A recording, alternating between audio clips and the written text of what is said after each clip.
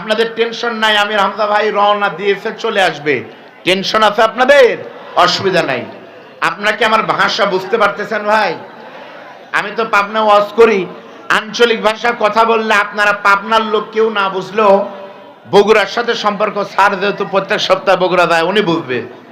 আমাদের বগুড়ার ভাষা এরকম, মামুতুই আলু আলু, ওই কাউলের সোনাককে লিয়ে আলু, খালি আলু আর আলু। গতকাল আমার জয়পুরহাটে মাহফিল ছিল। জয়পুরহাট আর বগুড়ার নওগাঁর লোকেরা গরুকে বলে আপনি আর বাপেক বলে তুই। গরুকে বলে আপনি খাবেন খাবেন গুদগুদাবিন না, আর বাপেক বলে কেবা তুই খাসু, এরকম একটা টান মারে। আপনাদের পাবনারও আঞ্চলিক ভাষা আমি জানি। আপনাদের আঞ্চলিক ভাষা যদি বগুড়ার কোনো লোকে বলতে দেওয়া হয় পারবে না, অর্থ বুঝবে না। আপনারা বলেন গেদা কনে গেছিলি, কয় সহের বিদিন। কি কামে গেছিলি, কয় গুর্দি হুরুম মুরুম খায়া লায়মায় কুরহির বাচ্চা নিয়ে তারপর আসতেছি। ও কোনে কয় তাক্কিজিন। বগুড়ার লোক তাক্কিজিন মানে জানেই নাকি? আমি আপনাদের আঞ্চলিক না, শুদ্ধ ভাষায় কিছু কথা বলতে চাই। আল্লাহ কবুল করুন, বলেন আমিন। আমি আপনাদের সামনে যে কোরআনের আয়াত পড়লাম সূরা মুমিনুন, এই সূরাটা আল্লাহর নবীর মাক্কি জীবনে, মক্কার ইনিংসে প্রথম জীবনে অবতীর্ণ হয়। তাফসীরের ভাষায় এই সূরাকে মাক্কি বলা হয়। ধরে বলেন কি বলা হয়? পবিত্র কোরআনের 114টা সূরার ভিতরে এই সূরার সিরিয়াল নম্বর 23 নম্বর। এই সূরার 12 নম্বর আয়াতে আল্লাহ পাক এভাবে বলছেন, ওয়ালাকাদ খালাকনাল ইনসানা মিন সুলালাতিন মিন তিন। আর অবশ্যই আমি মানুষকে মাটির নির্যাস দিয়ে তৈরি করেছি। এখানে আলেম ওলামা আছেন, লাম একটা তাকিদ, কদ একটা তাকিদ, দুটো তাকিদ আল্লাহ বলছেন। আর অবশ্যই আমি মানুষকে মাটির নির্যাস দিয়ে তৈরি করেছি। সুম্মা জাআলনাহু নুতফাতান ফি করারিম মাকিন। অতঃপর আমি তাকে শুক্রবিন্দু রূপে স্থাপন করেছি একটি সুরক্ষিত দুর্গে। করারিম মাকিন শব্দের মেডিকেলের ভাষায়, ডাক্তার ভাইদের ভাষা হলো আইসিইউ এর ভিতরে, ইন্টেনসিভ কেয়ার ইউনিটে, যেখানে কোনো রোগ হয়নি সেখানে আমাকে রাখলেন। তারপর আল্লাহ কিভাবে এক ফোঁটা শুক্রাণু থেকে, বীর্য থেকে কেমনে আল্লাহ তিলে তিলে আমি আব্দুল বারী রশিদীকে বানালেন, আপনাকে বানালেন, সে কথা আল্লাহ তাআলা বলছেন। প্রথম কথা হলো আমরা আলোচনা করব, আল্লাহ বলতেছে আমি মানুষকে মাটির নির্যাস দিয়ে তৈরি করেছি। আপনাদের সকলকে বলতে হবে আমাদেরকে আল্লাহ কি বানাইছে। আপনাদের মাঝে সশরীরে উপস্থিত হবেন এই সময়ের সারা পৃথিবীতে সারা জাগানো মুফাসসিরে কোরআন, নন্দিত মুফাসসির মাজলুম আলেমে দ্বীন মুফতি মাওলানা আমির হামজা। আমার সঙ্গে কথা হয়েছে, অল্প কিছুক্ষণের ভিতরেই আপনাদের স্টেজে চলে আসবেন ইনশাআল্লাহ। এই মুহূর্তে আমার সামনে বসা কোরআন পাগল মুসলমান ভাইয়েরা, পর্দার অন্তরালের মা বোনেরা, প্রশাসনের ভাইয়েরা, সাংবাদিক বন্ধুগণ, মিডিয়ার বন্ধুগণ, সকলকে নিয়ে আল্লাহ পাকের দরবারে শুকর করি যে আল্লাহ তাআলা আমাদেরকে আজকে উন্মুক্ত ময়দানে সুন্দর পরিবেশে কোরআন শোনার এবং বলার সুযোগ করে দিয়েছেন। এটি নিঃসন্দেহে আল্লাহ পাকের দয়া। এই দোয়ার শুকরের কারণে আমরা খুশি না বেদার? জোরে বলেন, সত্যি কি খুশি? কম না বেশি? তাহলে মুখে নিয়ে হাসি, উঁচু করে কাল্লা, জোরে সরে জবান খুলে একবার বলেন সুবহানাল্লাহ। দুরূদ এবং সালাম পেশ করছি বিশ্ব মানবতার মুক্তির মহান দূত, যে নবী আমাকে শিখিয়েছেন কেমনে ভাত মানে খেতে হয়, যে নবী শিখিয়েছেন কেমনে টুপি পরতে হয়, যে নবী শিখিয়েছেন কেমনে স্ত্রীর সাথে আচরণ করতে হয়, যে নবী শিখিয়েছেন কেমনে অর্থনীতির চর্চা করতে হয়, যে নবী শিখিয়েছেন কেমনে ইসলামী আন্দোলন করতে হয়, সে প্রিয় নবী, প্রিয় রাহবারকে স্মরণ করি। আমরা সকলে বলি সাল্লাল্লাহু আলাইহি ওয়াসাল্লাম। ভাইরা আমার, আপনারা সকলে কেমন আছেন? আরবিতে একটা কথা আছে, কুল্লু জাদিদিন লাযিজুন। প্রত্যেকটি নতুন জিনিসের আকর্ষণ বেশি, নতুন খাবার স্বাদেও ভালো লাগে। তো আমি আব্দুল বারী রশিদী আপনাদের সামনে নতুন না পুরাতন? আমি এখানে বেড়াতে আমাইকলা এসেছিলাম, সাথিয়ার ভিতরে বোয়ালমারি কামিল মাদ্রাসা, পদ্মবিলা, কুমিরগাড়ি, হাসানপুর, ওই মনোমতপুর, খেতুপাড়া, হারিয়া কাহন, বিভিন্ন মাহফিল করেছি। নতুন পুরাতন বলে কোনো কথা না। আমার তো মনে হচ্ছে আমি নিজেও জানতাম না মাহফিল এইরকম হবে। কেন আজকের মাহফিল আমার এইটুক মনে হচ্ছে সাথিয়া বেরাবাসীর কোরআনের মাহফিল হচ্ছে না। কোরআনের কারণে আমির হামজার আগমনের কারণে ইসলামী আন্দোলন এবং ইসলাম প্রিয় মানুষের মিলন মেলা এখানে হচ্ছে। জোরে বলেন কথা ঠিক না বেঠি? এখানে আমার মুরব্বী আছেন বগুড়া অঞ্চলের, আমারও দায়িত্বশীল। উনি জানে আমাদের বগুড়াতে বছরে একটা সময় হয় জামাই মেলা হয়। ওই মেলাতে যত জামাই আছে বংশের সব জামাইয়ের সম্মেলন হয়। আজকে বেড়ায় গত 15 বছর যে ভাইদের সাথে দেখা হয়নি, আজকের এই মাহফিলের মাধ্যমে কোরআন পাগল ভাইদের বুকে টানার একটা সম্মিলন শুরু হয়েছে। জোরে বলেন কথা ঠিক না বেঠি? এ জোয়ার আল্লাহর কোরআনের। আমরা আলোচনা করব কোরআনের। আমি গুনাহগারের নাম বাদ দেন, আমির হামজা কেন, সারা পৃথিবীর সমস্ত বক্তা বক্তব্য দিয়ে, লেখক লেখনের মাধ্যমে, গায়ক গায়কের গানের মাধ্যমে কোরআনের আলোচনা কিয়ামত পর্যন্ত শেষ হবে না, এই কমিটমেন্ট আল্লাহর। জোরে বলেন কথা ঠিক না বেঠি? আল্লাহ রাব্বুল আলামিন বলেন, قُلْ لَوْ كَانَ الْبَحْرُ مِدَادًا لِكَلِمَاتِ رَبِّي لَنَفِدَ الْبَحْرُ قَبْلَ أَن تَنفَدَ كَلِمَاتُ رَبِّي وَلَوْ جِئْنَا بِمِثْلِهِ مَدَدًا। আপনার এখানে অর্ধেক মানুষ আল্লাহ আকবার জোরে বলেননি, কারণ কি বলেন তো? আল্লাহ আকবার স্লোগান বললে কি কোনো লস হবে ভাই? এই স্লোগান কিন্তু আপনারই সম্পদ, আমাদেরই সম্পদ এই স্লোগান। অনেক সময় আমরা মাহফিলে গেলে আমাদেরকে বলে দেয়, হুজুর রাজনৈতিক ওয়াজ এবং রাজনৈতিক স্লোগান দিবেন না। রাজনৈতিক স্লোগান কি? লিল্লাহে তাকবীর, আল্লাহু আকবার। এটা রাজনৈতিক স্লোগান যারা বানিয়েছিল, আমি পড়াশোনা করে দেখলাম সত্যি এটা রাজনৈতিক স্লোগানই, সত্যই। এই স্লোগানের ফাউন্ডারকে আপনারা জানেন। এখানে আল্লাহ নবী যখন মক্কায় কালেমার দাওয়াত দেন গোপনে 3 বছর, বের হলেই হামলা, বের হলেই মামলা, জানতে পারলেই গ্রেপ্তার, শুরু হলেই পুলিশের নির্যাতন। মক্কায় যখন শুরু হলো, আল্লাহ নবী একদিন দারে আরকাম, ছাপা পাহাড়ের উপরে আরকামের বাড়িতে, যেমন এই অঞ্চলের ইসলামী আন্দোলনের ভাইদের জায়গায় একটা অসুস্থ হলে আব্দুল বাসেদ ভাইয়ের চেম্বার নিচতলা, আর খাওয়ার দরকার হলে পরে বাসেদ ভাইয়ের বাসা উপরতলা, তাই না? ওই রকম আরকামের বাসা ছিল ইসলামী আন্দোলনের ঘাঁটি। আল্লাহ নবী আরাম ফরমাচ্ছেন সাহাবীদের নিয়ে মিটিং করবেন, কোরআনের দাওয়াত দিবেন। কে যেন আবু জেলকে বলে দিয়েছে ওখানে মিটিং চলতেছে, নবীর মিটিং। আবু জেল আবার ওমরকে বললেন, খাত্তাবের ছেলে ওমর। হযরত ওমর জানতে পেরে বড় তরবারি নিয়ে নিয়ত করেছে আজকে যা হয় হবে। তরবারি নিয়ে উন্মুক্ত ময়দানে যখন নবীর শিরচ্ছেদ করার জন্য আসতেছে, সাহাবারা দূর থেকে দেখতেলেন ওমর আসতেছে। নবীর চাচা আমির হামজা আল্লাহর নবীকে গিয়ে বলতেছে, বাবা আজকে আমাদের বাচ্চা নাই। আল্লাহর নবী শোয়া মানুষ বসলেন, বসা মানুষ ওমর আসলেন। আল্লাহর নবী দাঁড়িয়ে গিয়ে হযরত ওমরকে কাছে নিয়ে বললেন, ওমর আল্লাহকে আমার দোয়া কবুল করবে না? তোমাকে কি ইসলামে আল্লাহ কবুল করবে না? হযরত ওমর কোনোদিন আল্লাহর নবীকে এত কাছে থেকে কোনোদিন দেখেন নাই। নবীর চেহারার যে নূর, শামাইলে তিরমিজিতে বাবে মা জা ফি খলকি রাসূলিল্লাহি সাল্লাল্লাহু আলাইহি ওয়াসাল্লামের বাবে একটা হাদিস আছে। হযরত জাবির বিন সামুরা বলেন, একদিন পূর্ণিমার রাতে মদিনাতে আল্লাহর নবী রাতের বেলায় ঘুরতেছে। আমি দেখলাম দূর থেকে, একবার চাঁদের দিকে দেখি, একবার নবীর দিকে দেখলাম। আমার কাছে মনে হলো ফালা হুয়া ইংদি আহসানু মিনাল কমার, আকাশের পূর্ণিমার চাঁদের থেকেও আমার নবী আরো সুন্দর। জোরে বলেন সুবহানাল্লাহ। হযরত ওমর আল্লাহর নবীর চেহারার দিকে তাকিয়ে, হযরত ওমরের হাতও কাঁপে, তরবারি চকচক করতেছে, তরবারি পড়ে গেল।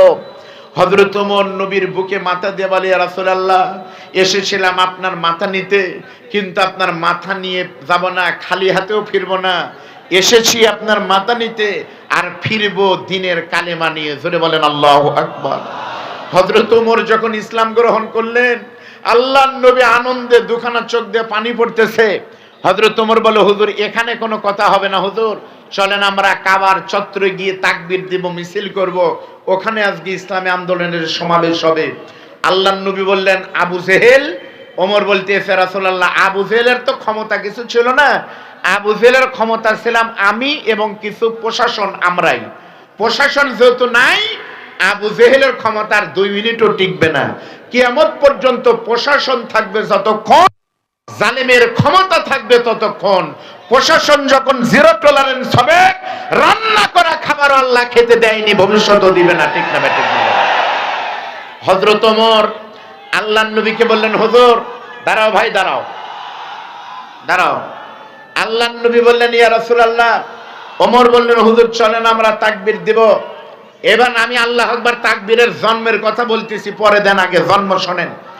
হযরত ওমর সামনে গেলেন, কাবার চত্বরে মাতাবের ভিতরে আল্লাহর নবী ইসলামী আন্দোলনের বীর সিপাহসালারকে সামনে নিয়ে হযরত ওমর নতুন মুসলমান হয়ে বাঘের মতো সেই দিন তাকবীর দিয়েছিলেন। সাহাবারা পিছন থেকে ধরেছিলেন, আল্লাহু আকবার। ১৫০০ বছর আগের সে হারানো তাকবীর আবার বেড়ার মাটিতে যদি ওমরের মতো শুরু করতে হয়, আপনাদের তাকবীর দিতে কোনো অসুবিধা নাই তো? দিবেন তো সবাই? আমরা একটা পরীক্ষা করে নিতে চাই, বাসেদ ভাই দেখুক। এই বেড়ার লোক যারা, এই অঞ্চলের লোক, এই গ্রামের লোক যারা, তারা দেবেন লিল্লাহে তাকবীর। আর আমার মতো যারা দূর থেকে এসেছেন তারা দেন বাহিরের লোক, লিল্লাহে তাকবীর। এবারে এক স্লোগান হবে, যে স্লোগানের ধ্বনি আল্লাহর আরশ আজিম পর্যন্ত পৌঁছে দেয়। আমাদের দুর্বলরা সবল হই। একটা তাকবীর দেওয়ার জন্য দুটো হাত তোলেন তো সকলে ভাই।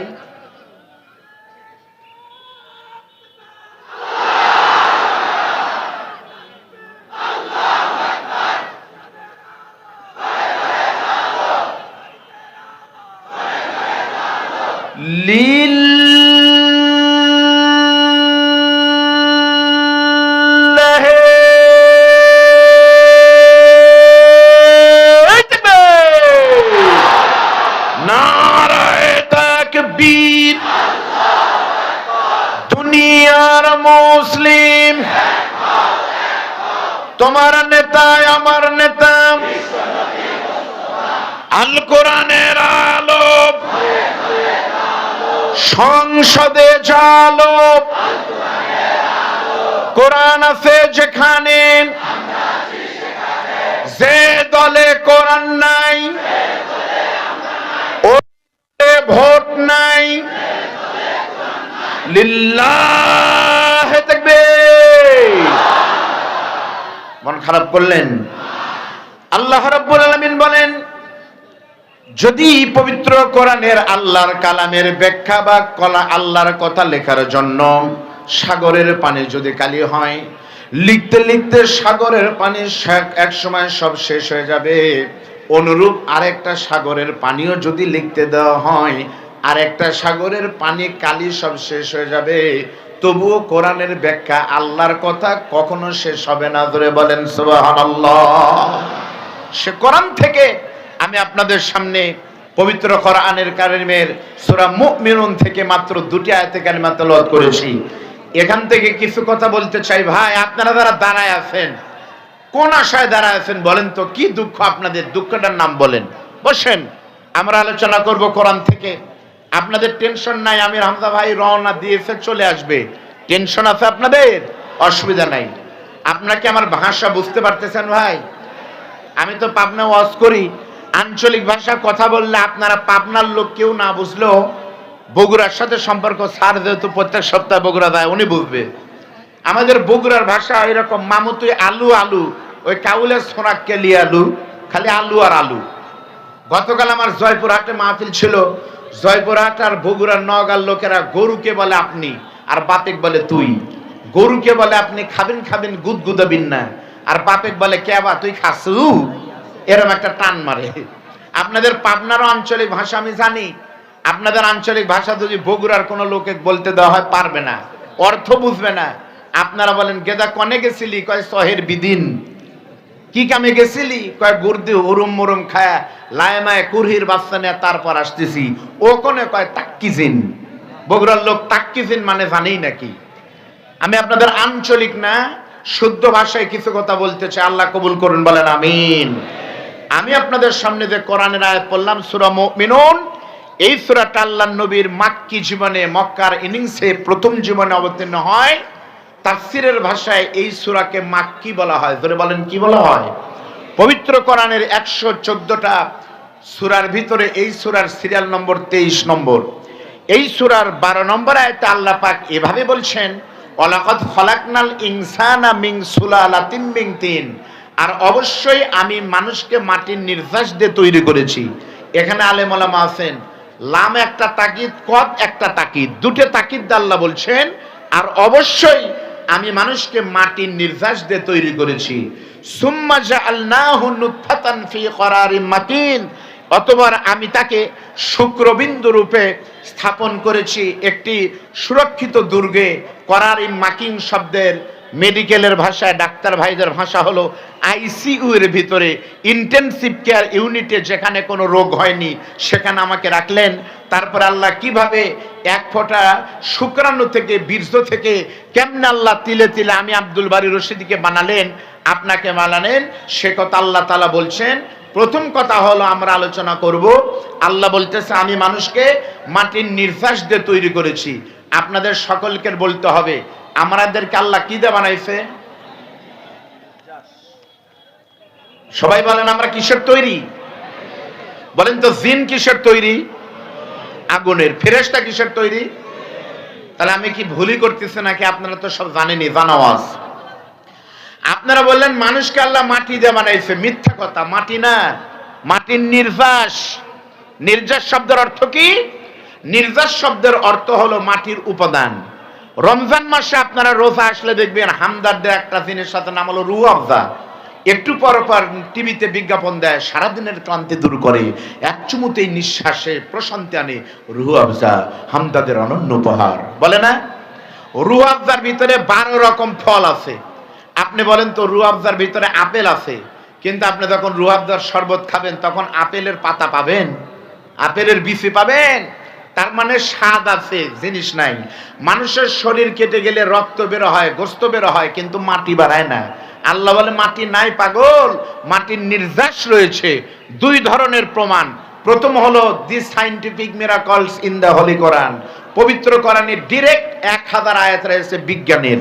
প্রথম কথা হলো মাটি কিভাবে আল্লাহ বানালেন মানুষ। মাটির উপাদান আর মানুষের শরীরের উপাদান একই রকম। মাটিতে আছে nitrogen, hydrogen, oxygen, magnesium, potassium, এগুলোই তো আছে ভাই মানুষের শরীরের ভিতরে, তাই আছে। ধরে বলেন আল্লাহু আকবার। বিজ্ঞান বলতেছে ও সত্য, আল্লাহ যা বলেছে কথা সত্য, মানুষের শরীরে মাটি আছে, বিজ্ঞান দিয়ে প্রুভড হয়ে গেল। তাফসীর কি বলতেছে? তাফসীরের ভাষায় মানুষ মাটির তৈরি, তার জবাব হলো 3টি। আপনাদের আজকে মুখস্থ করতে হবে, মানুষ মাটির তৈরি, মাটির নির্যাস দিয়ে তৈরি, তার জবাব কয়টি? 3টি। কি কি? মানুষ মাটির তৈরি ব্যাখ্যা হলো, আপনারা খেয়াল করেন, খুব সাধারণ কথা, আমি কিছু কথা বলে বিদায় নিব। প্রথম জবাব হলো, আমাদের সকলের আদি পিতা, পৃথিবীর প্রথম সৃষ্টি, প্রথম মানুষ আবুল বাশার আদমকে বলেন তো আল্লাহ কি দিয়ে বানাইছে? জোরে কোন? তাহলে আমাদের বাপ কিন্তু তৈরি হয়েছে মাটি দিয়ে, ঠিক না? মাটির আদমকে প্রথম সৃষ্টি করিয়া ঘোষণা দিলে তুমি শ্রেষ্ঠ বলিয়া, তাহলে আমাদের বাপ নিজেই কিন্তু মাটি দিয়ে আল্লাহ বানাইছে। প্রথম ব্যাখ্যা হলো, যেহেতু আমাদের বাপ নিজেই মাটির তৈরি, সেজন্য কিয়ামত পর্যন্ত দুনিয়াতে যত আদম সন্তানের জন্ম হবে, বাবা মাটি হওয়ার কারণে ছেলেরা, সন্তানেরা অটোমেটিক মাটি হবে। প্রথম জবাব হলো আমার বাপ মাটি, আমিও মাটি, এটাই হলো কথা, ব্যাখ্যা। আমাদের বাংলাদেশে কেউ কেউ বলে মানুষ বানর থেকে এসেছে। আপনারা কি একমত? আপনারা একমত না, কিন্তু আমি একমত। আমার হিসাবে তারাই ঠিক আছে। কেমনে? আগে চোখ বড় বড় করে আগে তাকান। মানুষ বানর থেকে এসেছে এটা বলেছে মিস্টার ডারউইন। আসলে বিজ্ঞান কখন কি বলে তার ঠিক নাই। কার্ল মার্কস বলেছে একরকম, লেনিন বলেছে একরকম, স্টালিন বলেছে একরকম, আইনস্টাইন আরেক রকম, ডারউইন বলেছে আরেক রকম। বিজ্ঞান এক সময় বলল মানুষ এসেছে সূর্য পৃথিবীর চারদিকে ঘুরে, তারপরে বলল না, সূর্য না, পৃথিবী ঘুরে, তারপর বলল দুটোই ভুল, সূর্যও ঘুরে, পৃথিবীও ঘুরে, আমরা বলছি সাথে তোমাদের মাথাও ঘুরে। ঠিক না ঠিক ধরে বলেন? মানুষ বানর থেকে এসেছে, ডারউইন এ কথা বলেছে। ডারউইন খ্রিস্টান মতখোর ছিল, তার কথা ঠিক। এই বাংলাদেশে যারা ডারউইনের মতবাদকে প্রতিষ্ঠিত করতে চায়, যারা আমাদেরকে শিখিয়েছে মানুষ মাটির তৈরি না বানরের তৈরি, তাদের বক্তব্য ঠিক। এভাবে ডারউইন বলেছে মানুষ বানর থেকে এসেছে, এ আদর্শ বাংলাদেশের কোন আলেম বিশ্বাস করে না। এ আদর্শ প্রবক্তা বাংলাদেশ হলো ডক্টর জাফর ইকবাল সার। ডক্টর জাফর ইকবাল সার, হারপিক নিজুম মজুমদার গংরা, এরা বাংলাদেশে বিশ্বাস করে মানুষ বানর থেকে এসেছে। কথা সত্য, যার জন্মের খবর সে জানে। মানুষ করে আমি মানুষের বীজ করেছে, আর যারা নিশ্চিত আমার শরীরে বানরের বীজ, তারা বানর হলে আমাদের কোনো আপত্তি নাই। তাহলে বলেন আল্লাহ মানুষকে মাটি দিয়ে বানাইছে, তার জবাব মোট কয়টি? প্রথম হলো আমার বাপজা, আমিও তা, মিলে গেছে তো। দ্বিতীয় নম্বর তাফসীর ইবনে কাসির বের করে দেখেন, এইভাবেই লেখা আছে। সহজ ভাষায় বুঝতে হলে তাফসীরে মারিফুল কোরআন বের করে দেখেন, তাফহিমুল কোরআন মিলায় দেখেন, জেলখানার অনন্য উপহার সাইয়্যিদ কুতুবের জিলালিল কোরআন মিলায় দেখেন। মানুষ মাটির তৈরি, তার দ্বিতীয় নম্বর ব্যাখ্যা হলো, আমি আব্দুল বারী রশিদি প্রথম যখন মায়ের পেটে এসেছি, আমি কিন্তু পদ্মা নদীতে ভেসে কিন্তু আসে নাই, অথবা বৃষ্টির পানির সাথে কিন্তু পড়ি নাই। নির্দিষ্ট একটা পন্থার মাধ্যমে কিন্তু আমাদের জন্ম হয়েছে। সেই পন্থা হলো আমার মা আর বাবার বৈধ বিয়ের মাধ্যমে, মিলনের মাধ্যমে। ঠিক না ভাই? ঠিক বলেন। বাবা আনন্দে মাতিয়া সাগরে ভাসায়া সেই যে চলে যায় খবর লয় না, মাজন ধরিয়া উদরে কত কষ্ট করে, 10 মাস পরে পায় প্রসবের বেদনা, এমন দরদি ভাবে কেউ হবে না আমার মা। আমার মার বাবা মিলনের মাধ্যমে আমি আসলাম কেমনে, মাও বুঝতে পারেনি, বাবা টের পাইনি আমি ঢুকে গেছি। বাবার শুক্রাণু হয়ে মায়ের ডিম্বাণুতে, কেউ কিন্তু টের পায়নি তখন। মা বুঝতে পেরেছে পরের মাসে যখন আমার মা অসুস্থ হওয়ার কথা ছিল কিন্তু হয়নি।